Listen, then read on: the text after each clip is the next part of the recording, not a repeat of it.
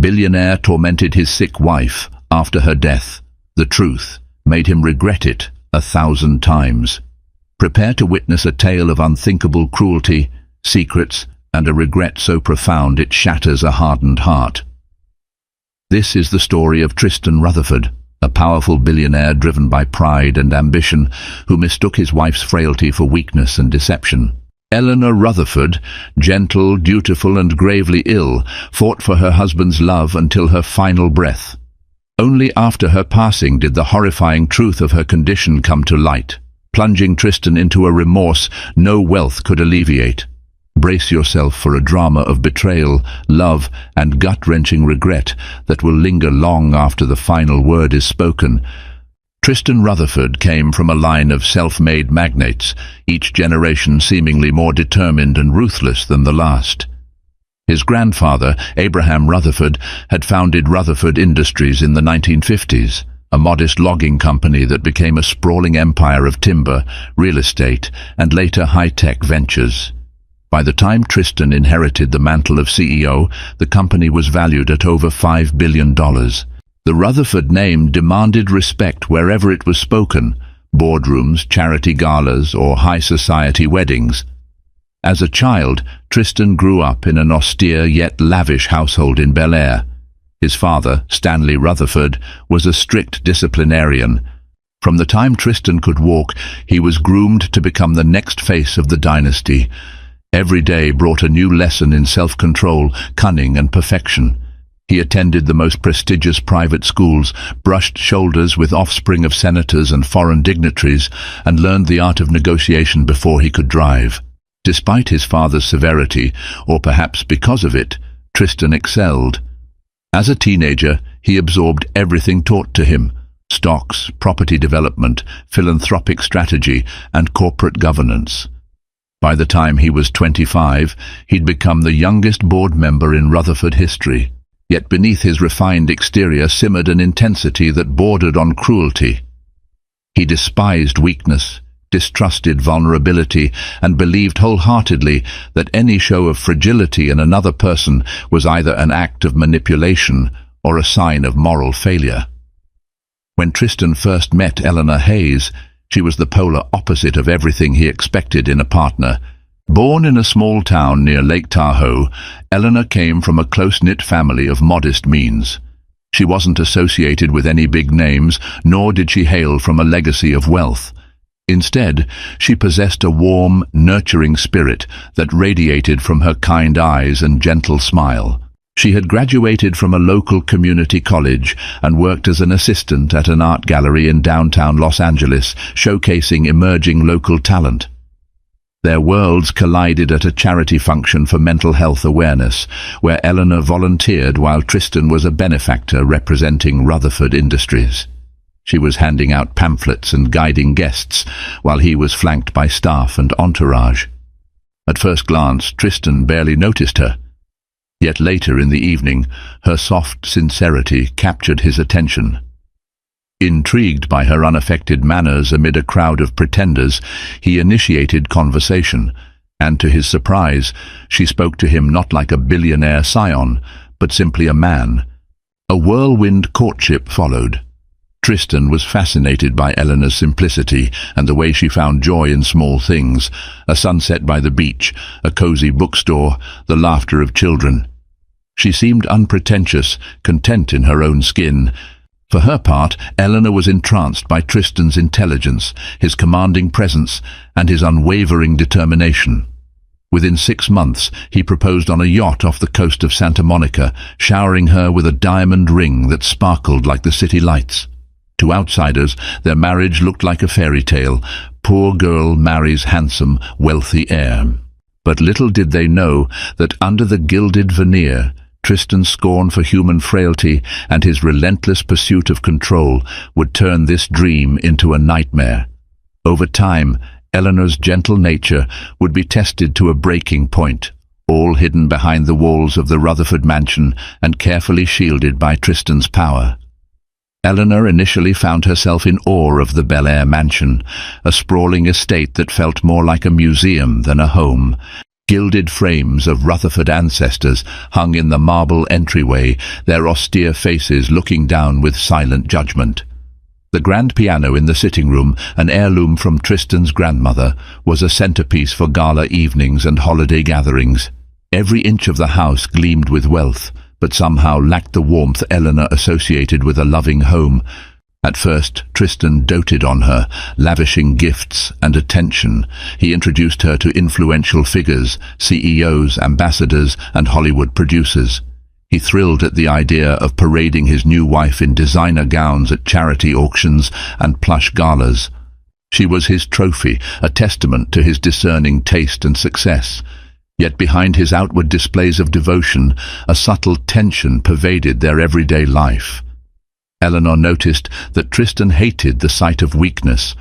Whenever she mentioned feeling tired or unwell, common occurrences as she had a sensitive constitution, he would narrow his eyes, his jaw tightening. She tried to brush it off, telling herself he was merely concerned. But in truth, Tristan could not fathom how someone who had every luxury imaginable could possibly be fragile. He offered solutions like personal trainers, private chefs, and the best physicians money could buy, believing any complaint should be swiftly solved through resources. In the privacy of the mansion, Tristan's moods could swing unpredictably. If a business deal soured or a competitor outmaneuvered him, he would vent by berating the household staff or shutting himself away in his study for days. Eleanor attempted to console him, offering gentle reassurances, but he often dismissed her concerns as naive. "You wouldn't understand the pressures I face," he would snap, eyes blazing with pent-up fury. Confused and hurt, she learned to retreat, carefully gauging his temperament before speaking. Over the next year, signs of Eleanor's declining health grew more pronounced. She tired easily, suffered from headaches, and sometimes experienced sharp pains that left her breathless. Tristan's reaction was always the same: call the top specialists, run the best medical tests, and expect immediate recovery. When repeated scans showed no conclusive diagnosis, he concluded she must be exaggerating. After all, how could a full team of renowned doctors find nothing? A cold distance settled between them.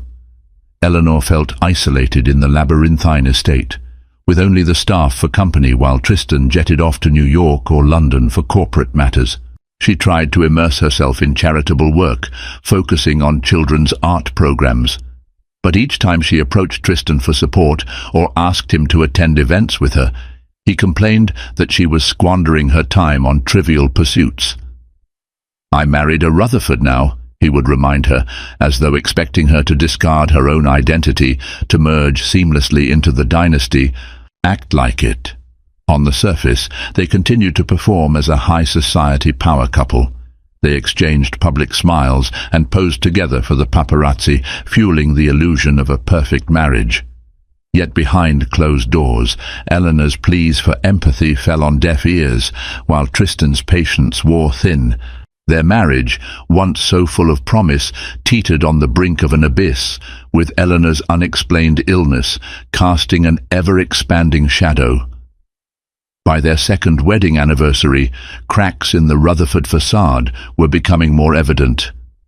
Tristan's father, Stanley, had passed away unexpectedly, leaving the entire empire firmly in Tristan's hands. While this gave him unprecedented authority, it also magnified his existing sense of pressure. Driven to surpass his father's legacy, he bulldozed through business negotiations and corporate reforms. For Eleanor, his rise in power meant further neglect. He was rarely home, and when he was, he found fault in everything, from how she arranged dinner parties to the slightest oversight by their household staff. Any mention of her ongoing fatigue or new bouts of dizziness was met with scorn. "Stop focusing on imaginary ailments," he would say, as though dismissing them could will them out of existence. One afternoon, after fainting in the mansion's garden, Eleanor confided in her longtime caretaker, Mrs. Fiona Gillespie. "I'm scared, Fiona," she whispered, tears glistening in her eyes. "Something is wrong with me, but no one can find it. And Tristan, he won't listen." Fiona, a kind-hearted woman in her 50s, had served the Rutherford family for decades. She remembered a time when Tristan was just a boy, serious, aloof, but not cruel. She suspected his father's suffocating parenting had buried any sense of compassion deep within him. Gently taking Eleanor's hand, she murmured, "We'll find a way, Mrs. Rutherford. Let me try reaching out to a friend of mine, a Dr. Samantha Lee at Redwood Hospital in Long Beach. She's an expert in rare conditions." Desperate for answers, Eleanor agreed. She began sneaking out of the mansion under various pretexts, visiting relatives, going on shopping trips, when in reality she was being quietly examined by Dr. Lee. The tests were exhaustive. Multiple blood panels, genetic screenings, neurological exams, all performed discreetly to avoid raising Tristan's suspicion. During this period, an odd sense of guilt haunted Eleanor. She was going behind her husband's back for medical care, something he could easily afford, all because he refused to believe in her condition. Whenever Tristan noticed she was out, he either didn't ask or grumbled about her wasting money on useless errands. Still, she feared if he discovered these secret visits, his temper might flare beyond control. Meanwhile, Dr. Lee's findings began pointing to a grave possibility.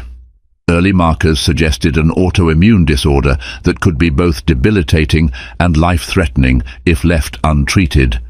The doctor recommended further hospitalization for specialized tests and immediate therapy. But how could Eleanor check into a hospital without her husband's approval, especially one so convinced she was faking or exaggerating? Time began to slip through her fingers, each day bringing new waves of pain and exhaustion.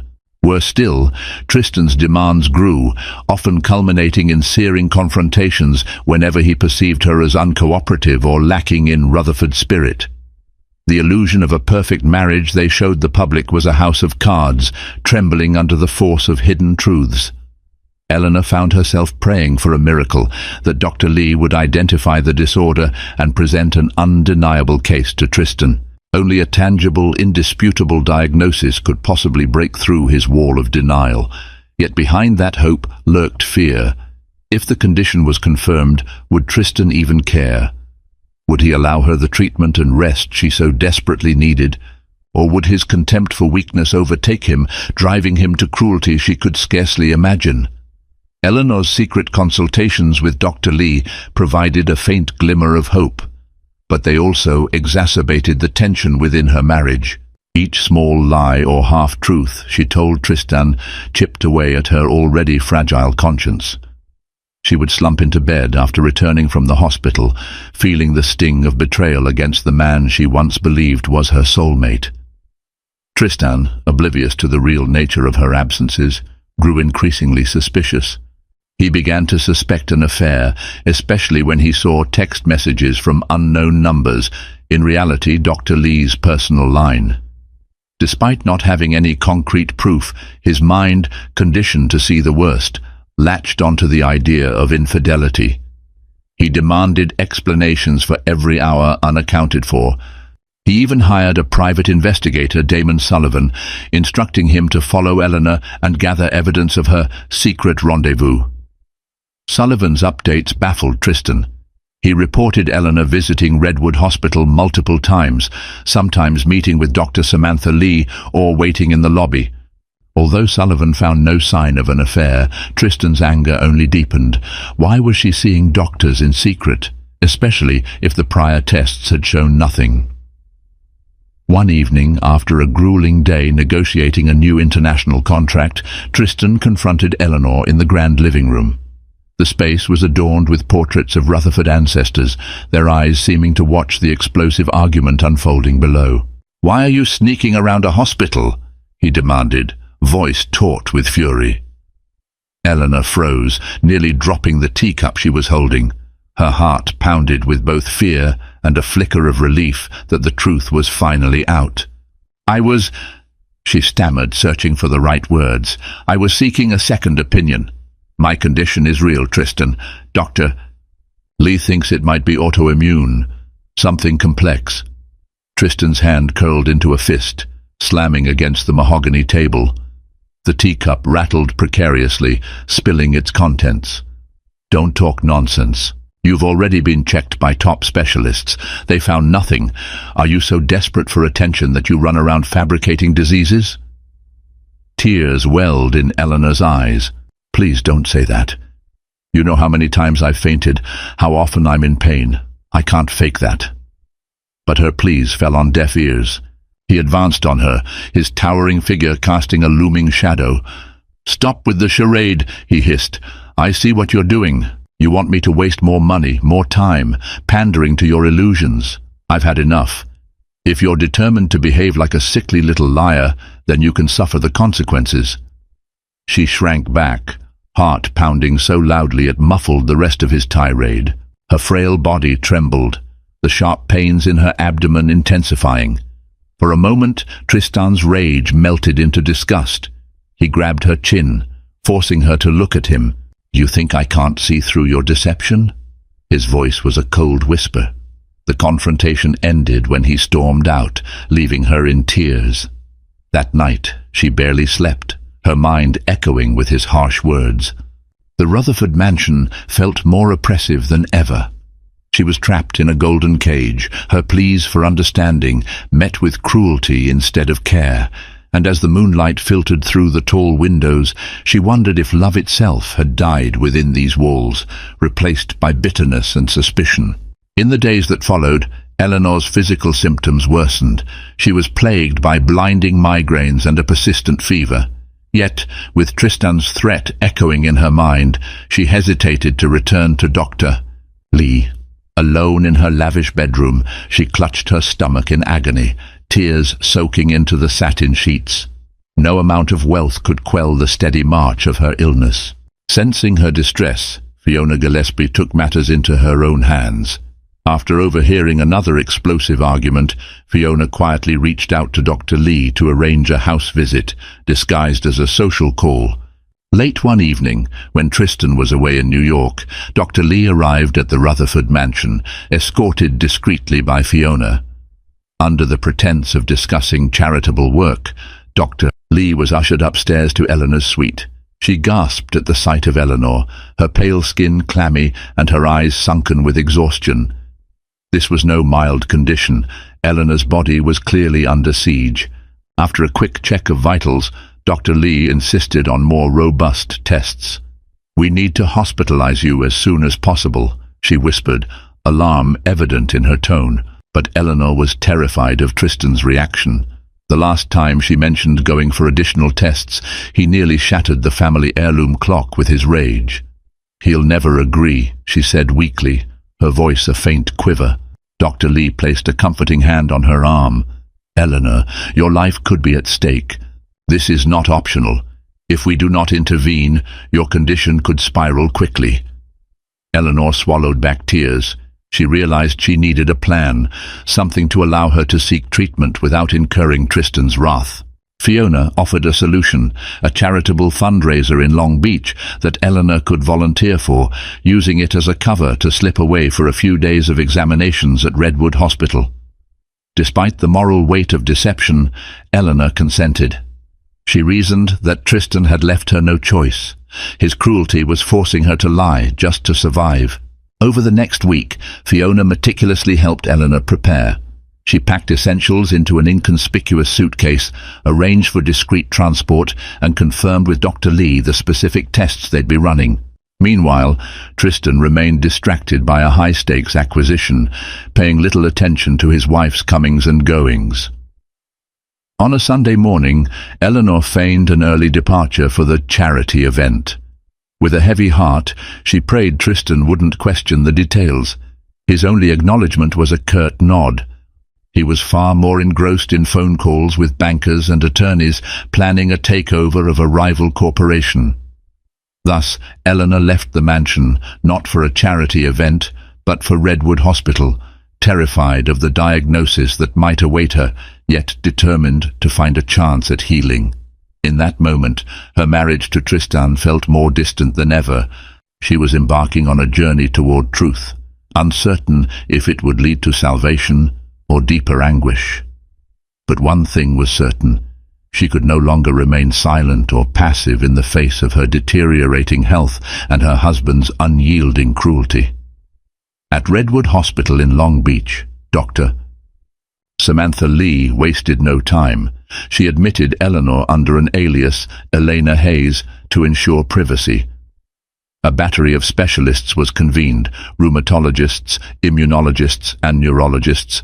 Over the course of 3 days, they performed complex scans, blood tests, and organ function analyses. What they discovered was sobering. Eleanor's body was fighting itself.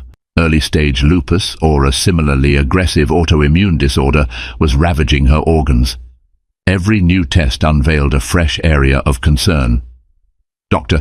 Lee explained that if caught early, such conditions could be managed with medication and lifestyle adjustments, but delaying treatment could prove fatal. While Fiona assisted and comforted Eleanor at the hospital, Tristan remained blissfully ignorant in Bel Air until he found a bill from Redwood Hospital that mistakenly arrived at his office. The itemized statement bore the name Elena Hayes, but the corresponding details, dates, tests, and an associated phone number sent alarm bells ringing in Tristan's mind. Sensing deception, he immediately contacted Redwood Hospital, feigning concern as a family member who suspected identity fraud. The hospital staff refused to divulge information over the phone. Furious, Tristan demanded Damon Sullivan investigate. Within hours, Sullivan confirmed that Elena Hayes was indeed Eleanor Rutherford. The betrayal ignited a rage Tristan hadn't known he was capable of. His own wife had orchestrated a multi-day hospital stay behind his back. Seething with anger, he impulsively cancelled all his engagements and drove straight to Redwood Hospital. By the time he arrived, the doctors had already begun a vital course of immunosuppressive therapy to stabilize Eleanor. When Tristan burst into her private room, Dr. Lee was in the midst of adjusting an IV drip. "Get away from her," Tristan growled, shoving the IV stand aside. Dr. Lee stood her ground, hands raised in a placating gesture. Before either could say anything, Eleanor, pale and trembling, glanced at Tristan with a mixture of dread and yearning for understanding. "Tristan," she began weakly, "I was trying to tell you—" He cut her off, voice shaking with fury. "You dare lie to me? Behind my back, you come to this hospital, after all the specialists I hired told you nothing was wrong. Were you waiting for a bigger, more sensational diagnosis to feed your drama?" Dr. Lee interjected, explaining the severity of the tests and the fragile state of Eleanor's health. But Tristan refused to listen, hurling accusations of falsified records, insurance scams, and emotional manipulation. He threatened to have Dr. Lee's license investigated, to sue Redwood Hospital for fraudulent practices. Eleanor tried to rise from her bed, hands shaking. "Please, listen to her. His voice cracked like a whip. "I will not indulge your theatrics anymore. You're coming home."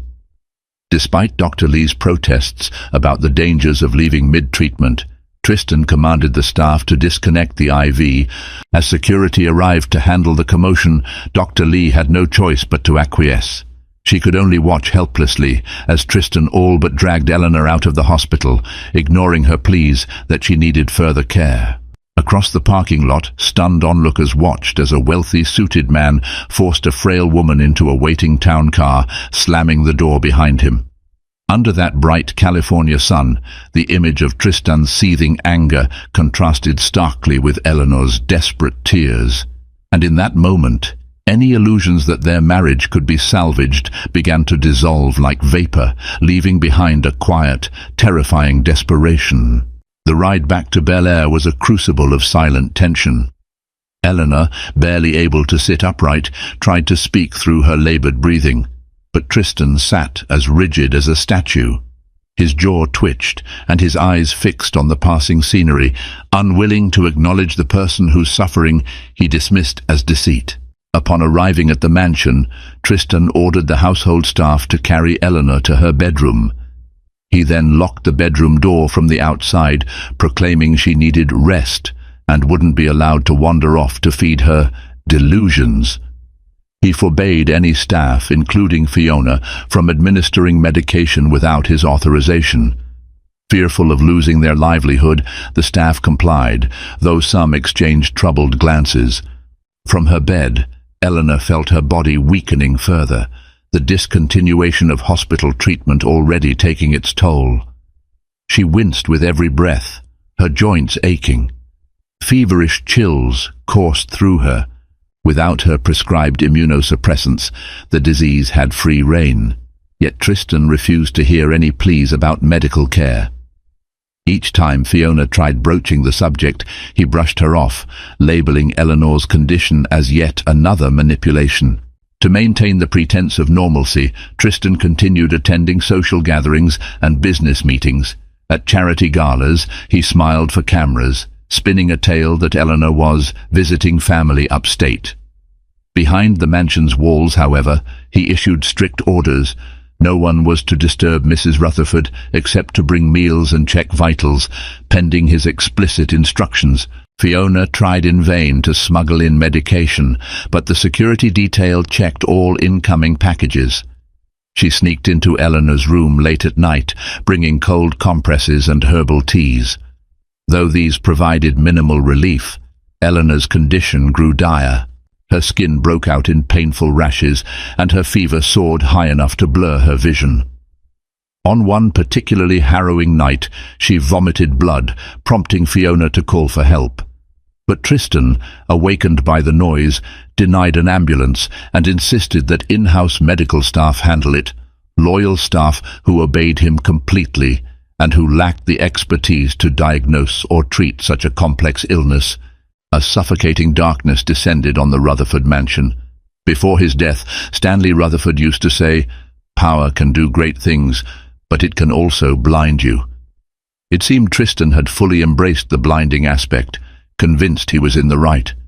Each time he saw Eleanor, frail and feverish, it only fueled his twisted sense of betrayal, as if her suffering was a ploy to undermine his authority or tarnish his image. In her most lucid moments, Eleanor wrote letters to her parents in Lake Tahoe, letters to Dr. Lee, letters to Tristan.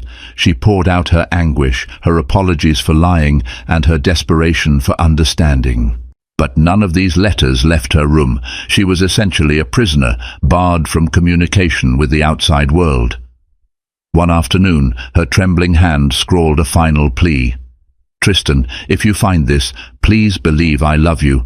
I never wanted to deceive you. I was only trying to survive. Forgive me, or at least set me free." She hid the note in a drawer, hoping that someday someone might read it and understand the truth. Little did she know how little time she had left, and how profound her husband's remorse would eventually become once that truth was laid bare. When Fiona realized Eleanor's life was in immediate danger, her conscience screamed that she could no longer stand idly by. Despite fearing Tristan's wrath and the potential ruin of her own livelihood, she resolved to save the woman she'd come to love like a daughter. She gathered her courage and, late one night, slipped out of the mansion to meet Dr. Lee in secret. They convened in a dimly lit coffee shop near Mulholland Drive, both wearing hooded jackets to avoid recognition. Dr. Lee, ashen-faced, listened as Fiona recounted Eleanor's deteriorating condition. "She's spitting blood, running a high fever day and night, and can barely keep down water," Fiona whispered urgently. "She'll die if we don't do something." Dr. Lee's eyes were filled with both anger and concern. "Tristan Rutherford's power is immense. He's threatened to ruin my career before, but there's no question. Eleanor needs immediate hospitalization." She paused, scanning Fiona's tired face. "Have you considered contacting her family?" Fiona hesitated. Eleanor's parents were humble folks in Lake Tahoe, likely no match for the Rutherford juggernaut. Yet Dr. Lee insisted that bringing them into the picture might be the only way. With a heavy heart, Fiona agreed. The following morning, under the guise of running errands, she made a call to the Hayes family. 2 days later, Mary Hayes, Eleanor's mother, and Peter Hayes, her father, arrived in Los Angeles, hearts pounding with trepidation. They went straight to Redwood Hospital, where Dr. Lee explained Eleanor's condition and the disturbing circumstances of her forced removal. Outraged and terrified, Mary and Peter sought legal counsel from Carla Montoya, a well-known attorney specializing in domestic abuse and medical negligence cases. Montoya immediately filed an emergency order with Judge Clarence Brinkley, requesting a mandatory medical evaluation for Eleanor Rutherford.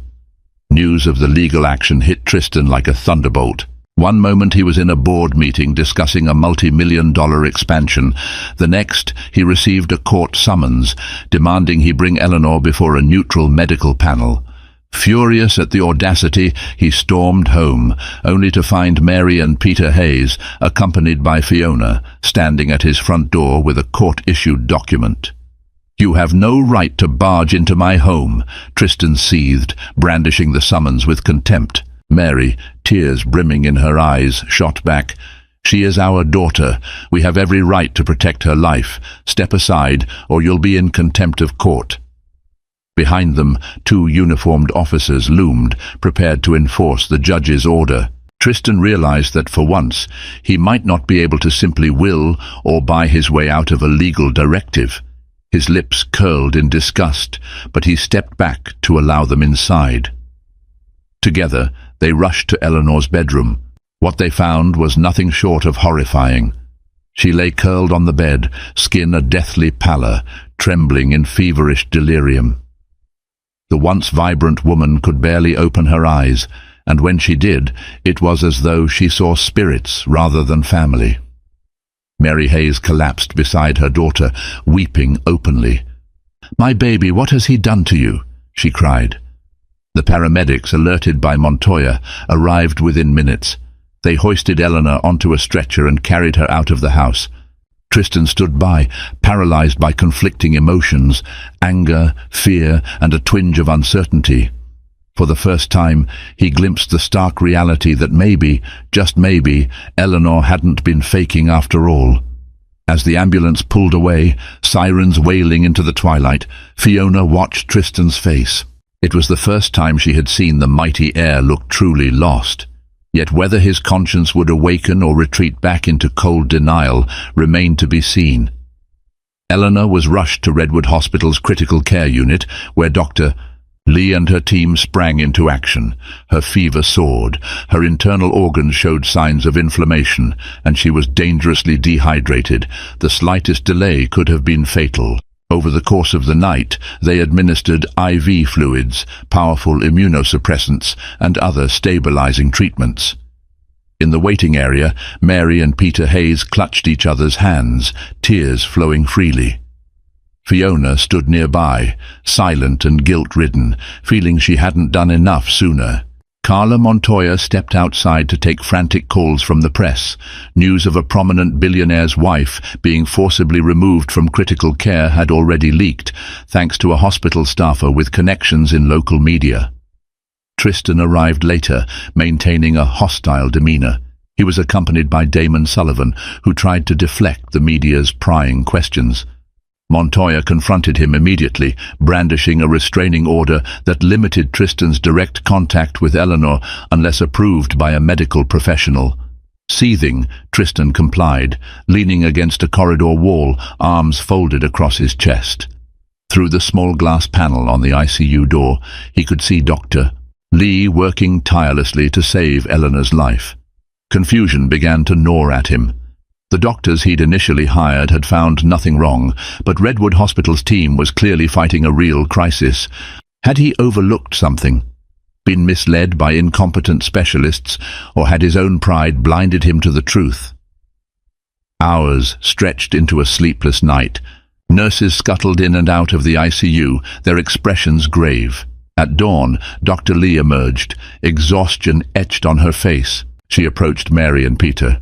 "She's stable for now, but it's critical. Her kidneys are inflamed. She's at risk of organ failure. It's going to be a long, difficult recovery if she pulls through." Mary collapsed into Peter's arms, sobbing with relief mixed with terror. Fiona whispered a silent prayer. Tristan, however, stood rooted in place, eyes locked on Dr. Lee. He wanted details, an explanation, something that would help him reconcile his narrative of a manipulative wife with the stark medical reality. "Doctor." Lee, sensing his conflict, offered a curt summary.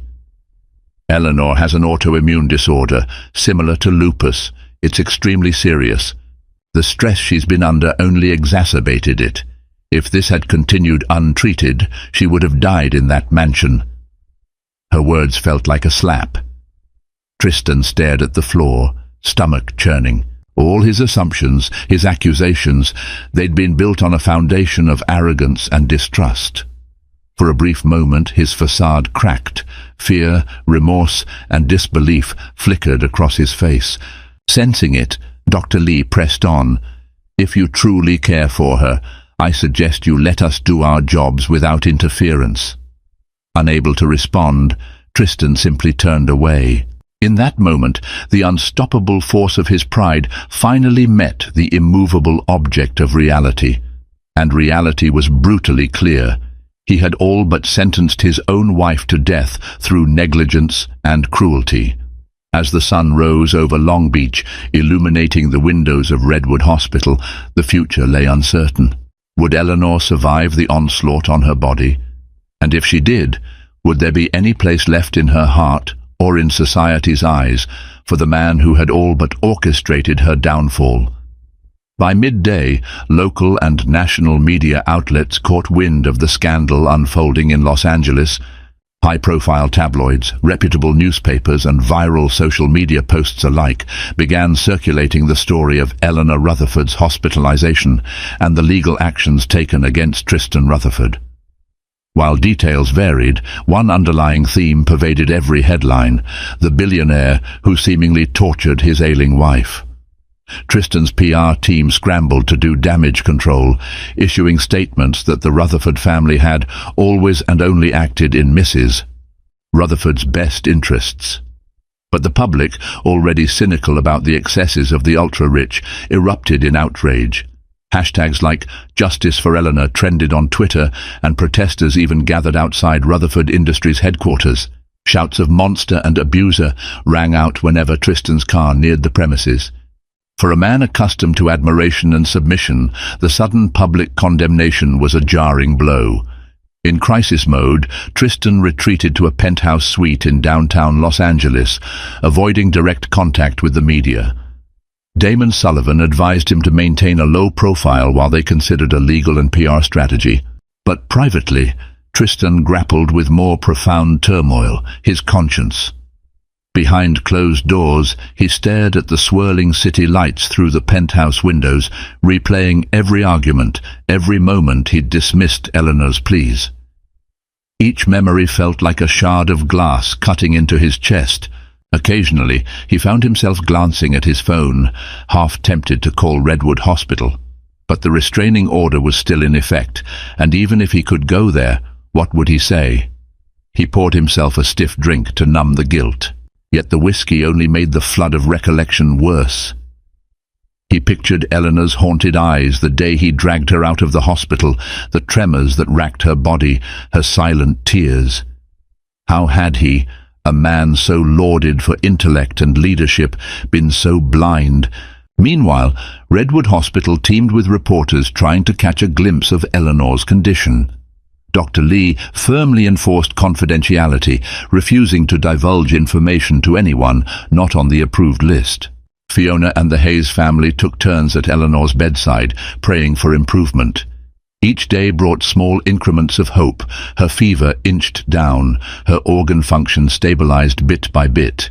Yet the battle was far from won, and the medications had harrowing side effects. Carla Montoya recognized a massive lawsuit in the making. She compiled medical records, testimonies from staff, and details of Tristan's controlling behavior. The Rutherford legal team threatened countersuits and defamation claims, but Montoya was unyielding. Her goal, ensure that if Eleanor survived, she would have the means to break free from her husband's power, both financially and emotionally. In the midst of the upheaval, Tristan received a single text message from an unknown number. It read simply, "I hope you realize what you've done." He suspected it might be from someone close to Eleanor, perhaps a family member or one of the outraged staff. Yet the message cut deep, echoing his own self-condemnation. For the first time in his life, Tristan Rutherford felt powerless, not because of a failed business deal, but because he had betrayed the most fundamental human duty to protect those we love. 2 weeks after Eleanor was admitted, her condition finally turned a corner. The immunosuppressive therapy began taming the autoimmune attacks on her organs. Although she remained weak, drifting in and out of consciousness, the medical staff could see glimmers of progress. Dr. Lee cautiously used the word stable, much to the relief of Mary and Peter Hayes. Fiona visited daily, holding Eleanor's hand during the moments she was awake. The once bright and cheerful woman now bore the marks of a harrowing ordeal, her cheeks sunken, her hands trembling, and her voice barely a whisper. Yet in her eyes there still lived a gentle spirit, albeit tinged with deep sadness. Sometimes Eleanor asked about Tristan, half hoping he had recognized his mistake.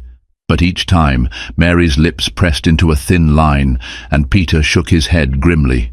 Fiona had heard rumors that Tristan was in hiding, tormented by guilt, but refusing to face the consequences. Eleanor's eyes would well with tears at the news. Despite everything, a part of her yearned for the man she fell in love with. Carla Montoya arrived one afternoon with legal documents, gently explaining the path forward. If Eleanor chose, she could file for divorce under grounds of abuse and medical neglect. There was also a strong possibility of criminal charges against Tristan, given the severity of her condition and the evidence of his preventing proper care. Eleanor listened, her grip on the bed railing tightening.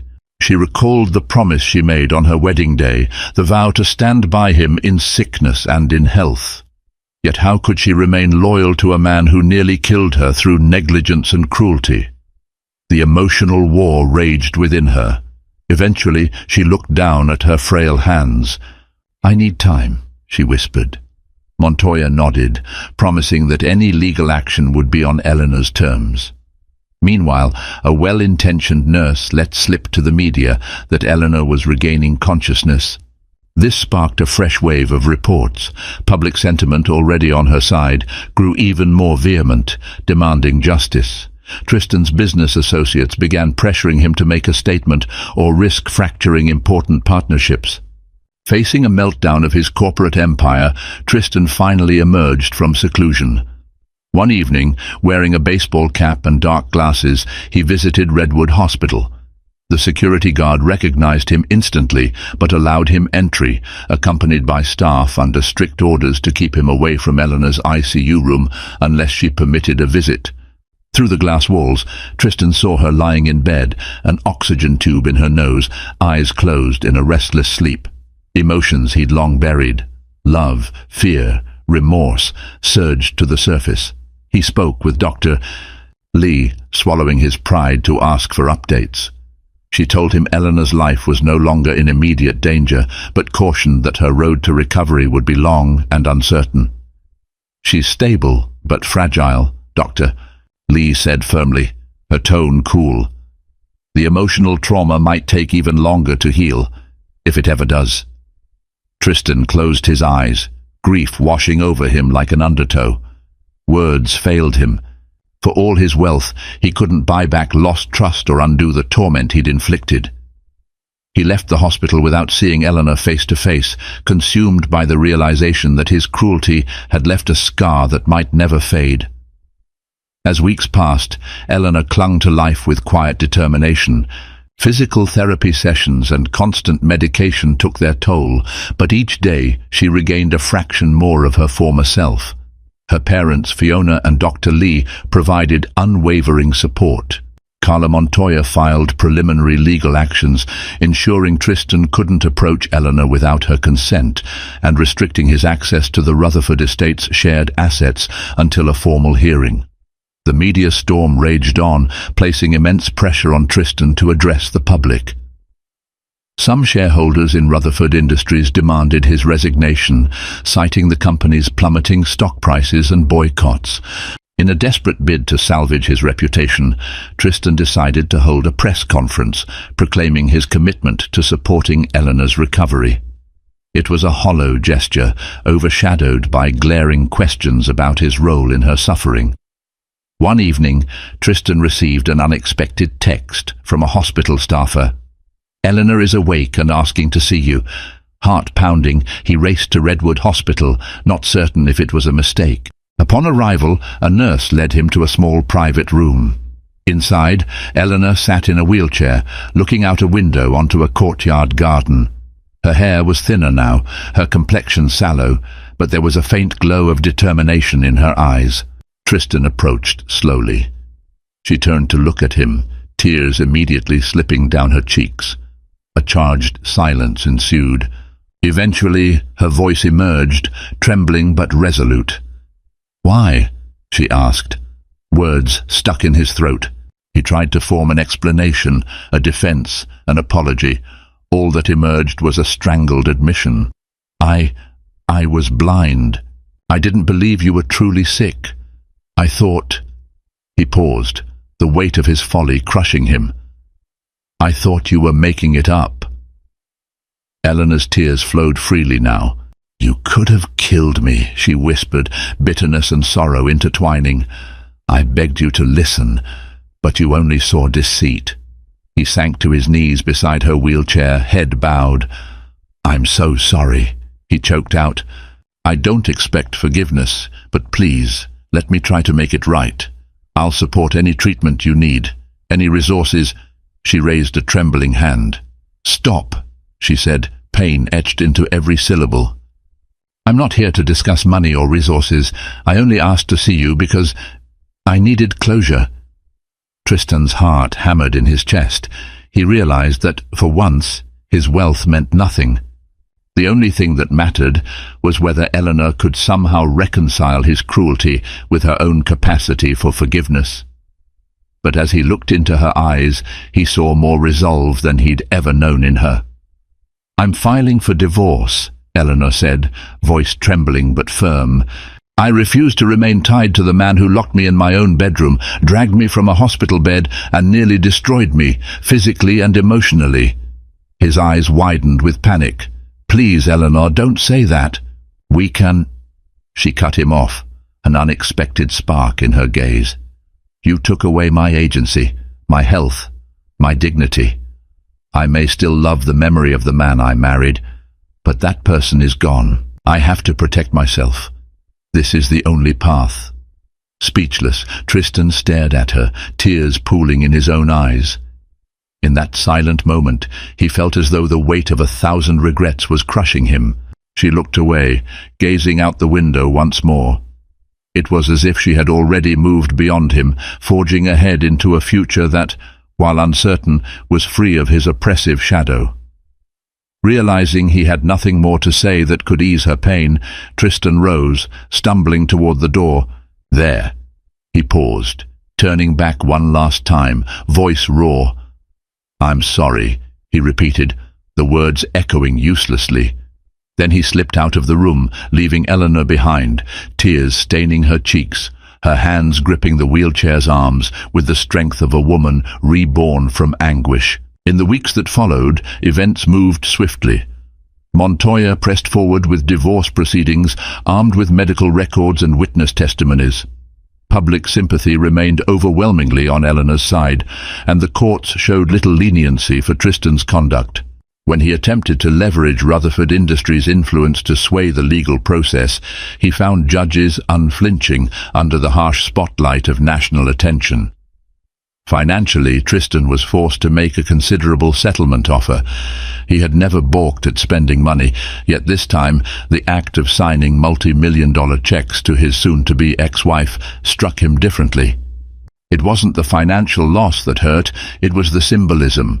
Each dollar represented another piece of penance for the cruelty he had inflicted. As for Eleanor, she made slow but steady progress under Dr. Lee's care. With her parents' support, she began exploring her next steps once discharged. She could return to Lake Tahoe or stay in Los Angeles to continue specialized treatments. Though the prospect of rebuilding her life from the ashes of an abusive marriage felt daunting, she found strength in the knowledge that she had survived the worst. Meanwhile, Tristan's world fell apart. Rutherford Industries took severe hits on the stock market. Major clients withdrew from partnerships to avoid negative publicity. Rumors circulated that the board was considering removing him as CEO. Even personal friends and high society acquaintances distanced themselves, fearing association with a scandal now emblematic of domestic abuse. For all his billions, Tristan Rutherford found himself isolated, labelled a monster in the court of public opinion. At night, in the lonely expanse of his penthouse, Tristan was haunted by memories of Eleanor. He recalled the earlier days of their marriage, her laughter as she slid along the polished floors in socks, the gentle touch of her hand on his shoulder whenever he was stressed, the sincerity in her eyes that had captivated him at that first charity event. He wanted to blame someone, his father's rigid upbringing, incompetent doctors, or perhaps the staff who didn't intervene sooner. But each time he tried, the mirror of his conscience reflected only one truth. He was at fault. A particularly ruthless business competitor, sensing weakness, launched a takeover bid for Rutherford Industries. Faced with the collapse of his empire, Tristan could hardly muster the energy to fight. Advisors and attorneys begged him to strategize, but he showed little interest. The Rutherford spirit that once burned so fiercely within him had been replaced by a suffocating remorse. Desperate for some semblance of absolution, Tristan found himself poring over legal documents, letters, and photographs of Eleanor, searching for a clue on how to make amends. But how do you repair a life you nearly destroyed? How do you ask forgiveness from the woman whose pleas you ignored? Through it all, he clung to a sliver of hope, that she might one day allow him the chance to atone. Not to rekindle love, he sensed that ship had sailed, but to prove he was not beyond redemption. Perhaps he could support her charitable endeavors or champion medical research for autoimmune disorders. Yet even that felt hollow. Each gesture seemed a pale imitation of genuine compassion, something he had so tragically lacked when it mattered most. Thus, Tristan Rutherford faced his greatest downfall, not merely the potential loss of a corporate empire, but the realization that no sum of money or measure of power could erase the anguish he had wrought upon the one person he vowed to cherish. Months passed. The divorce was finalized in a closed-door settlement, granting Eleanor a substantial portion of the Rutherford estate, along with additional payouts structured to ensure her long-term medical needs would be met. She also secured a permanent restraining order, limiting Tristan's direct interaction with her. Out of court, Montoya negotiated partial ownership of a philanthropic foundation that would be funded by Rutherford Industries, a foundation Eleanor would lead, focusing on raising awareness and resources for autoimmune diseases. By the time Eleanor was ready to leave Redwood Hospital, her body had stabilized significantly, though she still relied on medications and frequent checkups. Surrounded by her parents and Fiona, she moved into a modest but comfortable condo near the hospital, purchased under her own name. This small home, decorated with fresh flowers and simple furnishings, was a sanctuary, far from the cold, cavernous mansion in Billionaire. As for Tristan, the corporate takeover threat concluded with a partial acquisition. He retained a position on the board of Rutherford Industries, but was stripped of his CEO title. The public outcry had abated somewhat, replaced by a steady undercurrent of disapproval. His personal brand was in tatters. Social invitations dried up, and many of his former confidants vanished. In the hush of his diminished status, Tristan found an odd kind of clarity. He no longer commanded every room he entered, and people no longer fawned over him. It was a stark reminder that his inherited power had never been as absolute as he believed. One overcast afternoon, Tristan, dressed in a simple coat, slipped into the Redwood Hospital chapel, a small sunlit room lined with wooden pews. He lit a candle, though he was never particularly religious. Guilt weighed him down, and with it, a realization. He could never undo the past, but perhaps he could try to use whatever influence he had left to help others avoid the same fate. There, in a quiet corner of the chapel, he offered a silent prayer for Eleanor's continued healing. Tears stained his cheeks, the once imposing magnate now utterly vulnerable. A few weeks later, a letter reached Eleanor's new address. Recognizing Tristan's handwriting, she felt a jolt of anxiety, then curiosity. She opened it cautiously, half expecting threats or manipulations. Instead, she found a heartfelt plea. Tristan wrote of his remorse, acknowledging his actions and the depth of harm he caused. He mentioned his intention to donate a significant endowment to the new foundation she was leading, hoping it could serve as a small token of atonement. Eleanor read the letter 3 times, tears dripping onto the crisp paper. She felt a swirl of emotions, grief, anger, pity, and a faint glimmer of relief. Though she couldn't trust him again, she recognized a genuine shift in his words. Folding the letter carefully, she placed it in a drawer, uncertain yet whether she would respond. In the months and years that followed, Eleanor's foundation thrived, raising millions for autoimmune research and advocacy.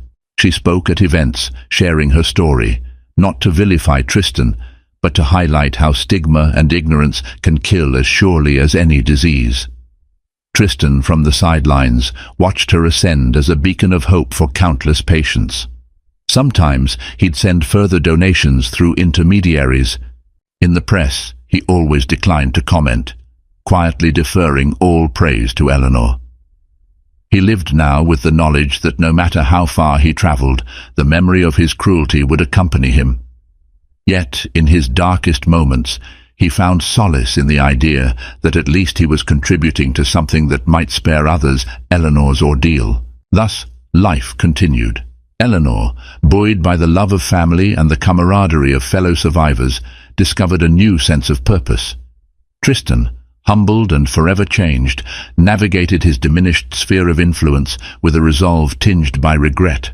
Their paths rarely crossed, each forging a separate future from the same painful past. And in that bittersweet divide, both learned a singular truth. Love without compassion is as dangerous as any disease, and once lost, some chances cannot be reclaimed. In the end, Tristan Rutherford discovered too late that pride and cruelty can erode even the deepest bonds of love. Eleanor's life, the one he vowed to protect, nearly slipped away, saved only by the intervention of family, friends, and a determined doctor who refused to be silenced. Though she survived, scars of betrayal lingered, compelling her to walk a new path free from his tyranny. Tristan's remorse, vast as his wealth, could not mend the harm he had done, leaving him to live in the shadow of his own failings. Yet within this tragedy, a lesson emerges. Compassion is priceless, and real love demands sacrifice, empathy, and trust. If this story moved you, please like, share, and subscribe to our channel for more tales that illuminate life's darkest corners, stories of resilience, redemption, and the healing power of hope. We look forward to sharing more with you soon.